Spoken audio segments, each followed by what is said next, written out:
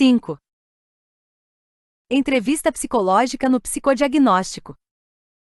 Adriana Jung Serafini. Psicodiagnóstico caracteriza-se por ser um tipo de avaliação psicológica desenvolvida no âmbito clínico. Inicia-se a partir de uma demanda e desenvolve-se por meio de um foco.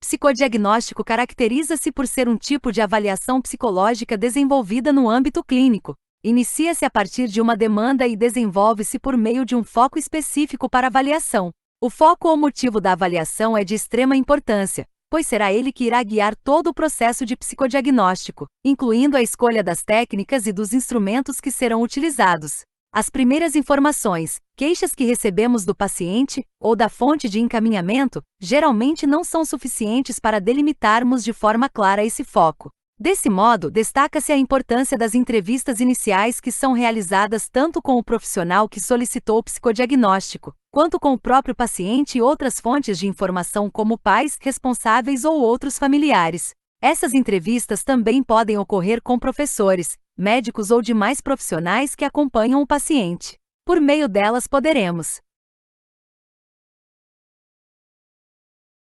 aprofundar as queixas ou motivos trazidos em um momento inicial, assim como explorarmos essas questões a partir de outras perspectivas. As entrevistas iniciais, e aqui ressalto o fato de tratar da entrevista no plural, pois, assim como descrito por Arzeno, 1995, ela pode se desdobrar em mais de um encontro. Tem como objetivos conhecer o paciente que chega para a avaliação e compreender o motivo do psicodiagnóstico. Por isso, é muito importante que, como psicólogos avaliadores, possamos nos abastecer do maior número e das mais variadas fontes de informação. Entre elas, destaco a relevância de se realizar um contato com a fonte encaminhadora. Diversos profissionais, como psicoterapeutas, professores, médicos de diversas especialidades, fonoaudiólogos, nutricionistas, entre outros, podem encaminhar um paciente para esse tipo de avaliação. O encaminhamento pode ser realizado tanto por meio de um contato pessoal entre os profissionais quanto por meio de uma solicitação por escrito, como PEs, nas interconsultas em hospital. Nesses casos, o ideal é realizar um contato direto com a fonte do encaminhamento a fim de esclarecer dúvidas e certificar-se acerca do pedido. Normalmente se questiona o motivo pelo qual o profissional solicitou a avaliação e a percepção que ele tem do paciente e das queixas trazidas, assim como o impacto delas na vida do paciente. Esse primeiro contato, além de possibilitar uma melhor compreensão dos objetivos do psicodiagnóstico do caso em questão, auxilia os avaliadores a dar início a um levantamento de hipóteses e a construir o plano de avaliação. É um momento importante também para sentir-se seguro para receber o paciente, os pais ou os responsáveis, planejar as entrevistas seguintes e preparar-se para auxiliar essas pessoas a compreender melhor o motivo e a necessidade da avaliação. Tenho observado na prática clínica que frequentemente o público leigo desconhece a existência desse tipo de atividade do psicólogo e muitas vezes confunde o processo de avaliação com um processo psicoterápico. A entrevista com o paciente pode ocorrer antes ou após o contato com outros familiares. No caso de crianças ou mesmo de adultos que tenham algum tipo de transtorno mais grave que os torne dependentes de outras pessoas, por exemplo, a primeira entrevista é realizada com os pais ou responsáveis. Esse contato é importante para que se possa conhecer as expectativas em relação à avaliação, obter informações acerca do motivo do encaminhamento e fazer esclarecimentos sobre o processo. Esse também é um momento importante para que se inicie um vínculo e uma relação de confiança entre o profissional e os responsáveis pelo paciente que será avaliado. É necessário mostrar-se aberto para responder aos mais diversos questionamentos que podem ser trazidos por eles e estabelecer uma relação de confiança. É adequado que, como avaliadores, possamos criar um ambiente acolhedor que possibilite ao paciente e a seus familiares sentirem-se seguros e confortáveis. Deve-se atentar para o fato de que dificilmente alguém busca uma avaliação psicológica sem que isso esteja envolto por certo grau de sofrimento e ansiedade. Dependendo da situação de avaliação, como, por exemplo, no âmbito forense, o avaliando pode, inclusive, sentir-se ameaçado, pois os dados obtidos por meio da avaliação poderão determinar decisões judiciais como a guarda de um filho ou uma interdição. O primeiro contato com o paciente possibilitará a confirmação ou não daquelas primeiras impressões surgidas no momento do encaminhamento. Da mesma maneira, será o primeiro contato do paciente e de seus familiares com o profissional. Gosto muito de iniciar a primeira entrevista com pais ou responsáveis questionando se eles sabem a razão da avaliação e como percebem as queixas relativas a sua filho. Também acho importante verificar se conhecem o trabalho do psicólogo e se têm alguma ideia de como funciona um psicodiagnóstico. Normalmente existem dúvidas sobre o funcionamento desse tipo de atendimento, e esse é o momento de explicar que o psicodiagnóstico ocorre dentro de um tempo limitado, que durante esses encontros tenta-se compreender a queixa trazida conversando com a criança, utilizando algumas técnicas que vão desde brincadeiras até a aplicação de instrumentos, e que ao fim do processo será dada uma devolução tanto para os pais como para o paciente e para o profissional que solicitou a avaliação. O processo de avaliação poderá envolver situações difíceis como, por exemplo, violência ou segredos familiares, e em função de questões como essas, o vínculo estabelecido passa a ser um fator fundamental, pois somente em uma relação colaborativa e de confiança é que tais assuntos poderão ser abordados de forma adequada. Esse primeiro contato com os pais também é interessante, pois a partir dele começa a se formar uma imagem daquele que será o paciente. Destaco que nem sempre as informações trazidas pelos pais ou responsáveis correspondem à realidade a ser observada. Lembro-me de um caso que recebi para avaliação. O paciente era um menino com diagnóstico prévio de autismo, encaminhado com o objetivo de avaliar aspectos cognitivos. Na primeira entrevista com os pais, eles descreveram o filho como uma criança muito comunicativa e afetiva, que interagia com eles e verbalizava com fluência. Já no primeiro encontro com o menino, pude perceber que ele apresentava bastante dificuldade de se comunicar, sendo que a linguagem existente era pouco compreensível. É possível que os pais tenham desenvolvido alguma habilidade para compreender e comunicar-se com ele, mas o fato é que essa percepção do filho, de forma geral, era permeada por aspectos bastante fantasiosos acerca de suas reais capacidades de comunicação e interação com os demais. Com adultos, a entrevista inicial costuma ser realizada com o próprio paciente. Assim como no caso das entrevistas com pais ou responsáveis de pacientes infantis ou mesmo com as próprias crianças, acredito que seja relevante sempre perguntar ao paciente se ele sabe a razão pela qual foi encaminhado para avaliação. Esse questionamento possibilita a investigação não só do seu conhecimento acerca de suas dificuldades, mas também das fantasias que podem ter surgido a partir dessa solicitação feita por outro profissional que o acompanha. Após esses questionamentos iniciais, cabe ao avaliador trazer informações, desmistificando fantasias do paciente que não correspondam à realidade ou reafirmando as informações reais. Mesmo com crianças, é interessante que se investigue o conhecimento sobre o motivo da avaliação. Podemos questionar: você sabe por que veio ao psicólogo? Em relação ao processo, podemos explicar a ela que iremos nos ver algumas vezes e, durante alguns desses encontros, poderemos conversar e brincar, e em outros, teremos atividades para fazer. Essas atividades poderão ser perguntas, jogos de montar ou tarefas parecidas com as que você faz na escola. Todos esses nossos encontros servirão para a gente se conhecer melhor e também para que eu consiga entender as suas dificuldades. Pode-se citar algumas das razões pelas quais ocorreu o encaminhamento, e pensar na melhor forma de ajudar você. Ressalto que, de forma geral, essas primeiras entrevistas com crianças ocorrem em formato de hora do jogo.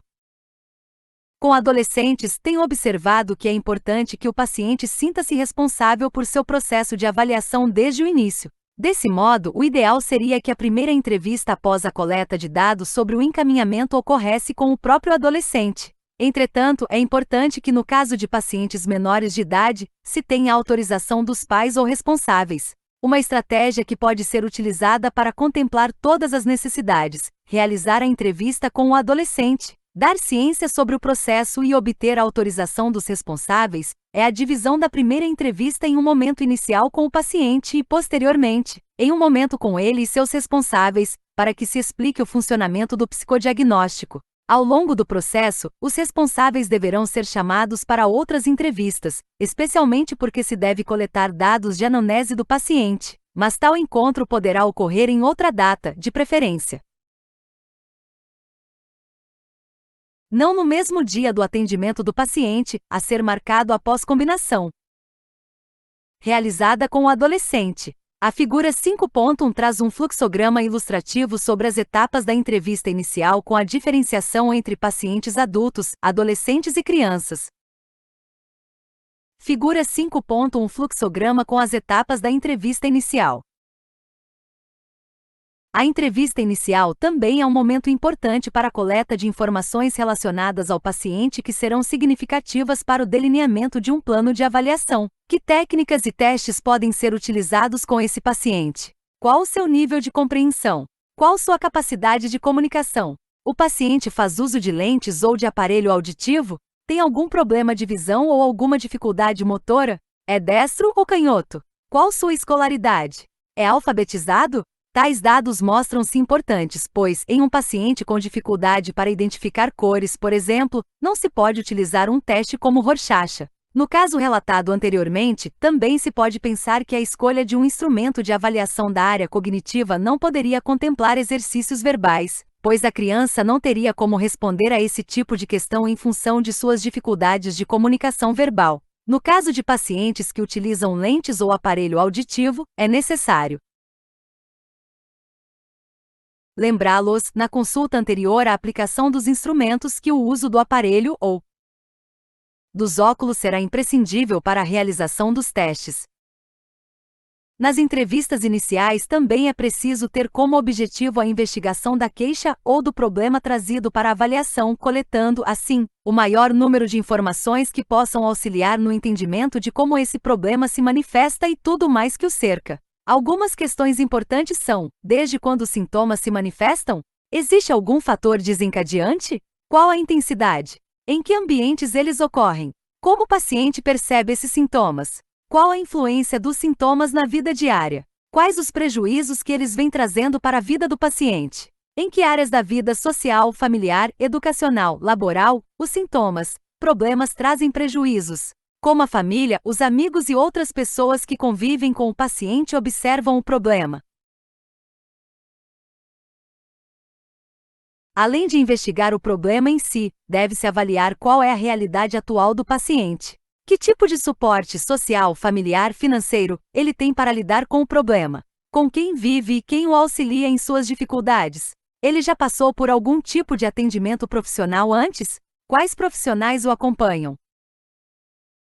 Além do paciente e dos pais ou responsáveis, as primeiras entrevistas podem ser realizadas também com outras fontes de informação. Como esses encontros precedem o estabelecimento do plano de avaliação, em alguns casos é possível que se tenha de conversar com outros profissionais, além daquele que encaminhou o paciente, ou com outro familiar, a fim de compreender melhor como as queixas ocorrem em outros âmbitos ou obter informações mais precisas sobre o paciente. Nos atendimentos que realizei ou que supervisionei foram frequentes os casos de crianças cuidadas por outro familiar, como uma tia ou uma avó, e que conheciam muito mais a rotina ou os dados do desenvolvimento delas do que os próprios pais. Lembro-me de um caso de supervisão em que a mãe esteve muito tempo hospitalizada, a vizinha ficando, então, responsável pela criança, auxiliando em seus cuidados enquanto o pai trabalhava o dia todo. Nesse caso, foi de extrema importância a obtenção de dados provenientes dessa fonte.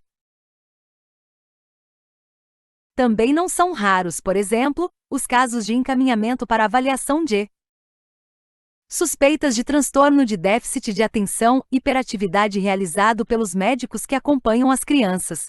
Nessas situações, deve-se obter informações do comportamento do paciente em mais de um ambiente, sendo o escolar aquele em que, na maioria das vezes, esse tipo de transtorno é mais perceptível por professores e colegas. Logo, um contato com a escola mostra-se fundamental. Ressalto que sempre que for preciso buscar outras fontes de dados, esses contatos devem ser precedidos da autorização do paciente e dos responsáveis, no caso de crianças. Pelo fato de a entrevista inicial se caracterizar como o primeiro contato que o avaliador realiza com o paciente, ela deve ser permeada de cuidados em relação às informações que são trazidas. Deve-se estar atento a situações como as de ideação suicida. Pacientes que verbalizem em algum momento o desejo de se matar devem ser escutados. Essa informação não deve ser relegada. É preciso que se possa investigar com mais detalhes o quanto esse desejo consiste em um risco real de suicídio. O paciente tem planos de suicídio? Já pensou de que forma e com que meios colocaria esses planos em prática? Existe alguma data prevista para isso? Já realizou tentativas anteriores? É importante avaliar como se mostra o contato com a realidade, bem como a presença de diagnóstico prévio e de sintomas atuais de depressão, já que estudos demonstram que a presença de transtornos mentais, como os do humor e a esquizofrenia, e as tentativas prévias de suicídio estão entre os principais fatores de risco para o suicídio. Brasil 2006, Verlan, Borges e Fenster-Seifer, 2005. Entre outros fatores importantes estão o uso de substâncias psicoativas como álcool e drogas, fatores psicológicos como vivências de perda, perdas recentes de emprego ou de pessoas significativas, questões sociodemográficas. É mais comum entre pessoas do sexo masculino com idades entre 15 e 35 anos e acima de 75 anos, e condições clínicas incapacitantes. Brasil 2006. Na evidência de risco de suicídio, não se pode liberar um paciente para que saia sozinho do atendimento. É importante criar um espaço de escuta empática e atenta para as questões trazidas, a fim de que ele também consiga aliviar sua angústia. Durante essa conversa, deve-se informar o paciente sobre a necessidade de entrar em contato com os familiares ou amigos mais próximos, que deverão ser orientados a não deixá-lo só em nenhum momento em função do risco existente, e a impedir o acesso a meios que possibilitem o suicídio, medicamentos, armas, cordas, etc. Caso o paciente já esteja em acompanhamento psiquiátrico, deve-se contatar o profissional, também com a autorização do paciente e dos familiares, para que sejam adotadas as medidas necessárias. Em situações em que esse paciente não está em acompanhamento psiquiátrico, dependendo da gravidade do risco, pode-se orientar a família para a busca de internação psiquiátrica do familiar. A entrevista inicial pode seguir diferentes modelos. Ela pode ser livre, semi-estruturada ou estruturada. A entrevista livre, como o próprio nome sugere, é mais aberta, podendo partir de uma pergunta mais generalista e seguir sendo construída ao longo do seu desenvolvimento. De acordo com Tavares, 2003, em um contexto de avaliação, mesmo a entrevista livre deve ter algum tipo de direcionamento por parte do avaliador. Para Ocampo e Arzeno, 2009, a entrevista inicial se caracterizaria como uma entrevista semi-dirigida. Para as autoras, nesse tipo de entrevista, o paciente é quem constrói a forma como as informações serão trazidas. É ele quem irá definir quais dados relativos ao seu problema serão abordados primeiramente e que outros dados serão incluídos. O avaliador poderá auxiliar na estruturação desse campo de informações questionando aquilo que pode ter se mostrado como contraditório, impreciso, ambíguo ou incompleto e assinalando algumas questões quando o paciente não souber como iniciar ou dar continuidade ao seu relato durante a entrevista. Em minha experiência clínica, tenho observado que, como trazido por Tavares 2003, apesar de não demandar um roteiro de perguntas pronto, durante uma entrevista livre é importante ter em mente os temas que se pretende abordar. Isso é necessário em um processo psicodiagnóstico em que temos um foco, e dessa maneira, a ideia é que a entrevista possa envolver questões que se mostrem relevantes para a compreensão do caso e a determinação das próximas etapas do processo. Nunca se pode perder de vista a necessidade de estabelecer o foco de investigação. Em alguns casos, o paciente, em função da ansiedade que o momento pode gerar, talvez queira trazer muitas informações que não se mostram relevantes para a avaliação nesse primeiro contato, e os avaliadores devem ser capazes de direcionar a entrevista, ou o momento pode se desvirtuar. Um exemplo comum é o dos pais ou responsáveis de pacientes em psicodiagnóstico que acabam monopolizando esse momento da avaliação para trazer questões pessoais que não se referem ao processo avaliativo do paciente em questão. De forma clara, essas situações nos trazem dados também sobre a dinâmica familiar e sobre a realidade que a criança ou o adolescente vem vivenciando. Entretanto, é importante estabelecer um limite, determinando que aquele momento e aquele espaço pertencem à avaliação da criança ou do adolescente. O interessante na entrevista de livre estruturação é que as perguntas acabam seguindo o curso das informações trazidas pelo próprio paciente. Pode-se iniciar questionando se o paciente sabe o motivo do encaminhamento e, a partir das informações trazidas, direcionar as perguntas. Por exemplo, uma criança é encaminhada para avaliação pois vem apresentando dificuldades para acompanhar o ano escolar, não demonstrando o rendimento esperado. Perguntas importantes deveriam abordar seu momento de vida atual, se há algum acontecimento vinculado ao aparecimento das dificuldades ou se o problema vem se manifestando de modo contínuo ao longo da vida da criança. A partir daí, pode-se investigar informações acerca de seu desenvolvimento. Nesse caso, em uma entrevista aberta, não haveria um roteiro pronto. Seria necessário investigar questões específicas aos sintomas apresentados e questões mais generalistas, como aquelas relativas aos marcos de desenvolvimento. Entretanto, sempre com uma atenção especial para o foco de avaliação. As entrevistas semi-estruturadas também são bastante comuns no cenário do psicodiagnóstico. Diferentemente da entrevista livre, contam com perguntas pré-formuladas. O avaliador, então, segue um roteiro de questões. Contudo, novas perguntas podem emergir a partir das respostas dadas pelo paciente ou familiar. Nesse caso, é possível ir acrescentando novas questões durante a realização do roteiro prévio. Entrevistas semi-estruturadas são bem aplicadas para a realização de anamneses, pois, dependendo da faixa etária do paciente, haverá dados importantes relacionados à fase do desenvolvimento que devem, em praticamente todos os casos, ser levantados. O profissional pode ainda ter esses roteiros já prontos para cada fase da vida, infância, adolescência, vida adulta, e apenas adaptá-los de acordo com as características individuais de seus pacientes.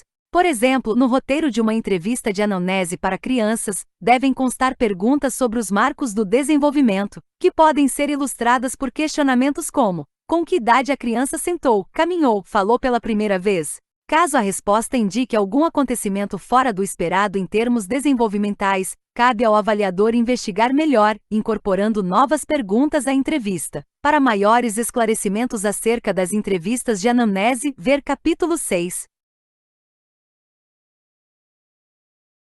As entrevistas estruturadas, por sua vez, são mais raras no contexto clínico. Pouco se utiliza uma entrevista totalmente estruturada, pois ela limita o avaliador tanto no que se refere às perguntas que podem ser feitas quanto no tipo de resposta que pode ser obtida. Essas entrevistas seguem um roteiro bastante rígido, contendo perguntas e alternativas de respostas determinadas. Laville e Dione, 1999. Não existe liberdade para que se acrescentem novas questões nem a possibilidade de o paciente trazer respostas diferentes daquelas pré-estabelecidas. Então, qual a razão para fazer uso desse tipo de entrevista? Em alguns contextos, ela pode ser necessária, como quando se segue algum tipo de protocolo de avaliação ou em situações de pesquisa. Um exemplo é o caso da Mini Neuropsychiatric Interview, um tipo de entrevista padronizada, estruturada e dirigida, Amorim, 2000, Figueira, Diniz e Silva Filho, 2011, que avalia transtornos descritos no Manual Diagnóstico e Estatístico de Transtornos Mentais.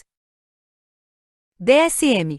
Mas na hipótese de utilizarmos uma entrevista estruturada, com certeza serão necessários outros dados e outras técnicas para que se possa entender o caso de cada indivíduo. Os próprios instrumentos de avaliação, como inventários ou escalas, podem seguir a lógica de uma entrevista estruturada. No entanto, mesmo esses instrumentos, quando utilizados em uma avaliação psicodiagnóstica, precisam ter seus resultados respaldados por outras informações, o que se busca por meio de intervalos entre as técnicas utilizadas. A tabela 5.1 traz um resumo das diferenças entre as três modalidades de entrevista no que se refere a características gerais, postura do avaliador, postura do paciente e aplicabilidade no psicodiagnóstico. Diferenças entre as modalidades de entrevista de livre estruturação, semi-estruturada e estruturada.